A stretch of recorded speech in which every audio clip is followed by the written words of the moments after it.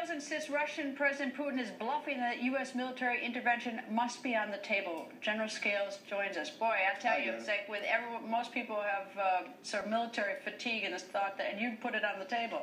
Well, first of all, understand that other than their nuclear forces, the Russian military really is very weak, just as Mr. Rumsfeld said. They have a drafted army. They don't have a single stealth fighter. Their Navy can't get out of ports.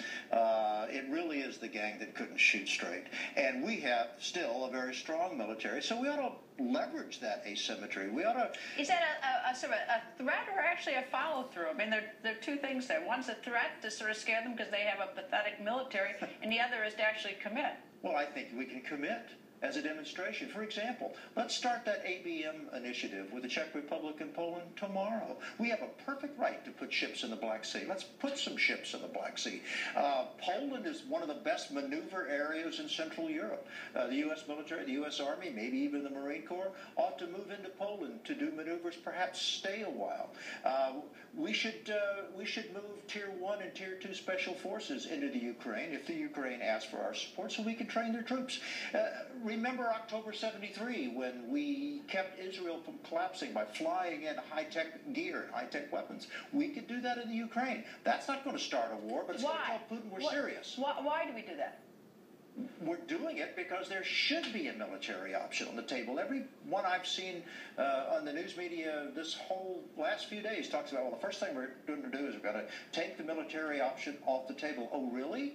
That's our greatest advantage right now. Putin doesn't care about economic sanctions. He doesn't care about what the EU thinks. The only thing he respects is power, and he knows that America still is more powerful than he is. Ambassador Bolton says that the Brits are unlikely behind us. If we did that they wouldn't be behind us. Isn't it ironic that the only European nation now that seems to show any backbone is France? Who knew? But if the United States has to act unilaterally in the military sphere, it ought to do it. Remember, Ukraine is in our vital interest, the United States' vital interest as well as the European Union. What do you make of Angela Merkel saying that President Putin lost touch with reality? And he has, and she's right. I'm just still disappointed in the Germans. But what's she going to do? Is she going to join with us? That's the problem. Right now, I think the answer is no. Too much economically at stake for the Germans. But that's the whole problem, is that Europe is up to their eyeballs in economic deals with Russia. And we're sitting here sort of doing some saber rattling. Absolutely, and Europe is also weak militarily, and they know it. The only big stick left in the free world right now is the United States, and we have decided to put it on the table and walk away. General, nice to see you. Thanks, sir. You too, Greta. Thank you. Straight ahead, she heard blood.